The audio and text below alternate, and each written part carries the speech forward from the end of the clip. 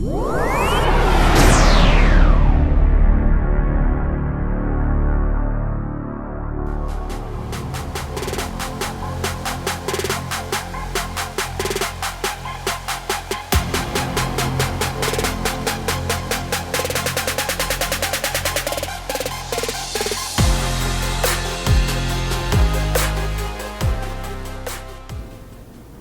hello, and welcome to week 2 of the NFL Contest Show.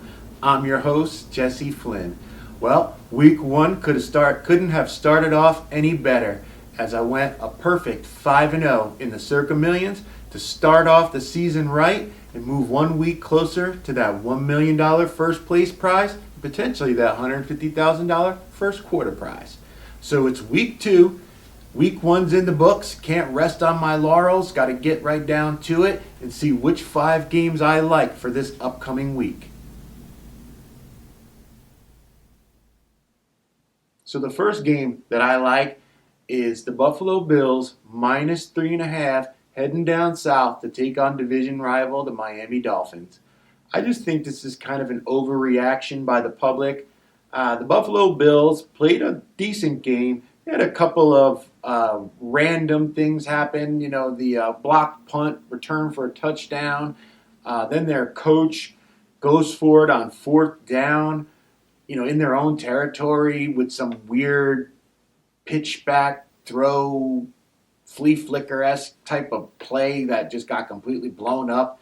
And Pittsburgh was able to use that as momentum and just took over the game, and Buffalo wasn't able to get back in it.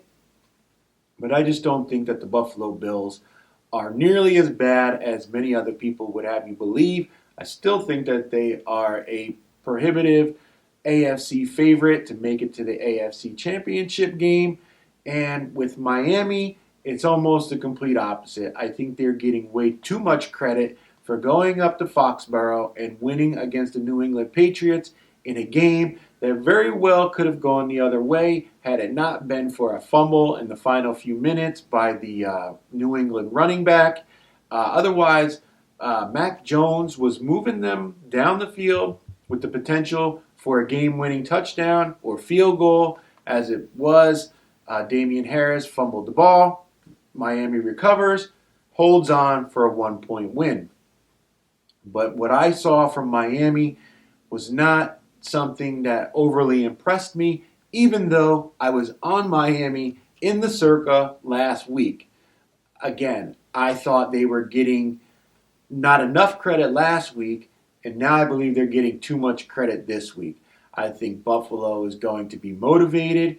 They didn't have much time to practice with each other in the preseason. Now they've got some game reps, and they may have a little bit more motivation, knowing that they can't lose another game and be down 0-2 to the Dolphins in the AFC East after only 2 weeks of the season.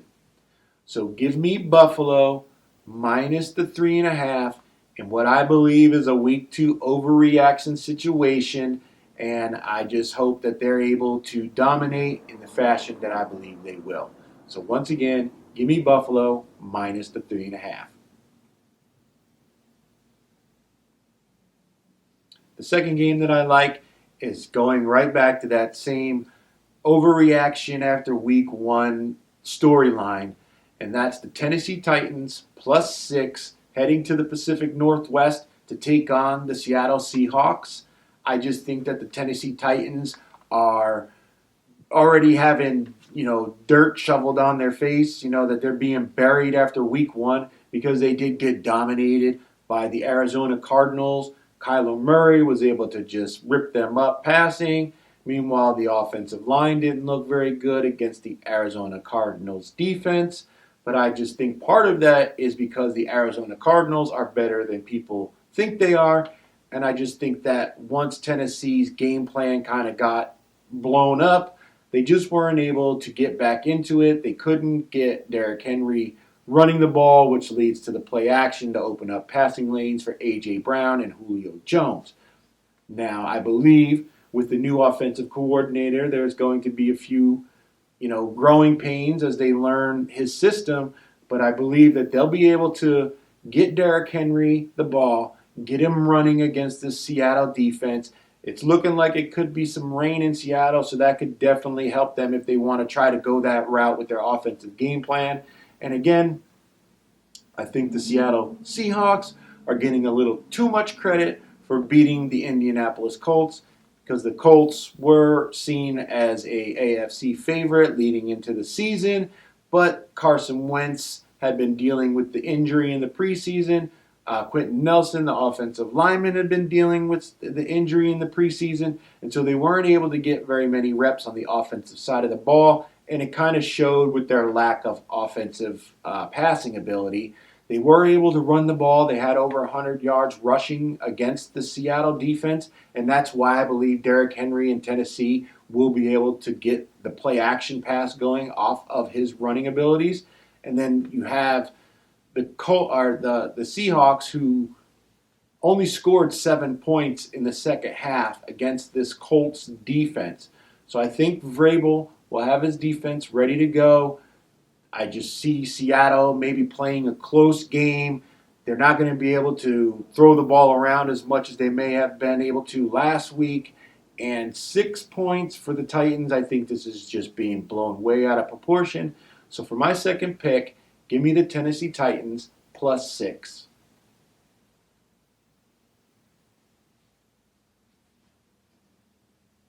My third pick, once again, going back to that same week one overreaction storylines, is I'm taking the Indianapolis Colts +3.5 at home, taking on the LA Rams.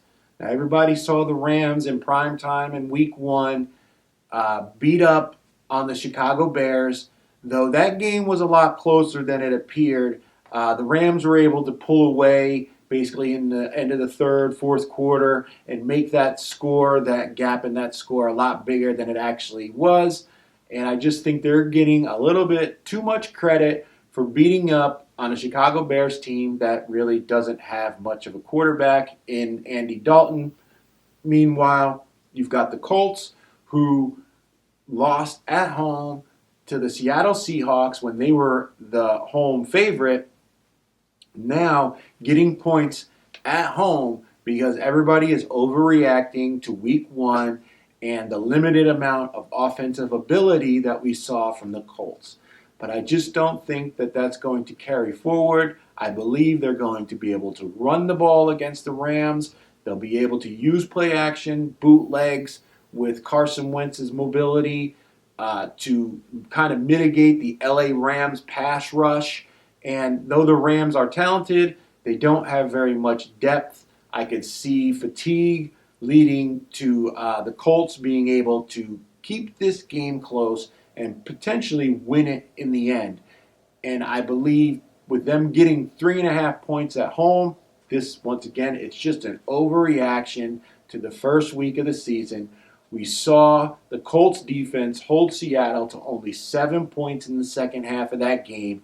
So their defense is playing well.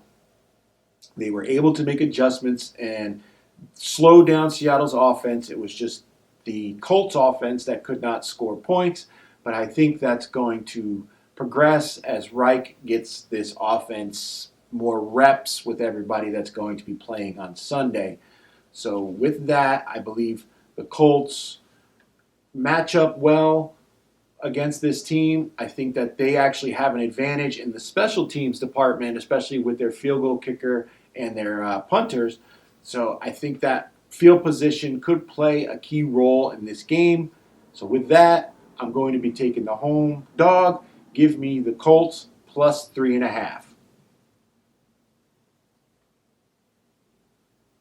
My fourth selection for the Circa Millions is the New Orleans Saints -3.5 taking on the Carolina Panthers. A lot of people are going to think that week one of the NFL season for the Saints is like an outlier because they put up all those points against the Green Bay Packers. But personally, I was pretty high on the New Orleans Saints coming into this season. I think that they're going to be a very good team as far as scoring points is concerned.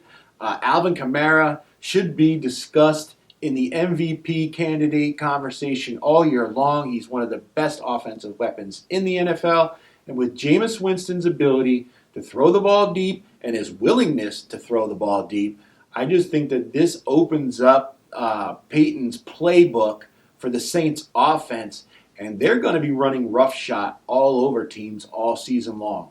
The defense looked outstanding. One of the question marks I do have is Marshawn Lattimore with his thumb injury, but I don't think a thumb injury is going to keep the cornerback out of the game, so he should be out there at least able to help slow down the Carolina Panthers wide receivers. Now, on the other side, I just think Carolina is getting a little bit too much credit for going up to New York and beating a Jets team with a rookie quarterback, a rookie head coach, and an offense lacking in playmakers. So they only won by 4 points. The game was a lot closer than it actually seemed. Though Carolina made some bonehead mistakes with turnovers in their own or in the other teams' offensive areas near the red zone, but Sam Darnold did not impress me very much. He was too quick to check down to McCaffrey. I just think that they're depending too much on McCaffrey's offensive abilities. This could wear him down in the fourth quarter and make him a little bit ineffective. I think the defensive line for the Saints is going to be getting after Sam Darnold this week. And I think this is kind of a wash when it comes to special teams. Matt Rule is a pretty good special teams coach. And special teams for the Saints is always pretty good as well. So I just think I've been high on the Saints since the preseason. I had them last week outright to win that game. I also had them with the points, so that was good for me. And I just think that maybe people are giving too much credit to the Carolina Panthers and the fact that they're playing at home when in reality the Saints are just a much better team. So with that, give me the New Orleans Saints minus 3.5 as my fourth pick. Now my fifth and final pick is the Dallas Cowboys plus 3.5 taking on the Los Angeles Chargers. I just see this Dallas offense being able to put up plenty of points, though I do believe that in this matchup, we're going to see a heavy dose of Zeke Elliott. I believe that Kellen Moore, the offensive coordinator for the Dallas Cowboys, is going to design an offensive game plan where it's run heavy, because we saw the Washington football team put up over 100 yards against this Los Angeles Chargers defense just last week. And with the offensive line getting back one of their key players, though they did lose another key player, Collins was already out, but now he's suspended. But they're getting back Zach Martin. I just think that they're going to be able to run the ball against the Chargers, which opens up the play action for Dak. We'll see Amari Cooper and CeeDee Lamb put up big numbers. And I just see them as, the Chargers are getting a little bit too much credit for what they did against the Washington football team, even though they had to go to their backup quarterback early in that game, Tyler Heineke. He actually is, I think, a better option for a Washington football team going forward than Ryan Fitzpatrick was. But he wasn't taking first-team reps leading up to this game. I'm sure he wasn't expecting to be in there in the first game of the season. So, that's a little bit of extra help to what the Los Angeles Chargers were able to do last week. Now, yes, I was on the Los Angeles Chargers last week because I thought that situation lined up well for them taking on the Washington football team. But now I see them going home. They do not have much of a home field advantage when it comes to playing at SoFi Stadium, especially against these teams such as the Dallas Cowboys with national fan bases that travel very well to these type of games. So you can just count out the home field advantage for LA, and I just believe this could be a shootout, but I don't think it's going to go that route. I actually think it's going to be a little bit slower of a game. I think Dallas is going to try to control the ball. They're going to try to limit the amount of possessions that LA has. They're going to try to work against the good pass rushers that LA has by running the ball and opening up the play action. Now, on LA's offensive side, I am a Justin Herbert fan. I think he's going to be a phenomenal quarterback for years to come, but he did show that he still does make early quarterback mistakes. He threw an interception in the end zone against Washington. The Chargers faced several third and long situations, which is not something you want to do that is sustainable for a winning team. And yet they were able to overcome that against Washington. I'm not so sure they'll be able to continue that pattern against the Dallas Cowboys. This game could come down to the team that has the final possession, and with it being 3.5, I just think that's too many points to be giving to a Dallas offense that has shown that they can put up plenty of points.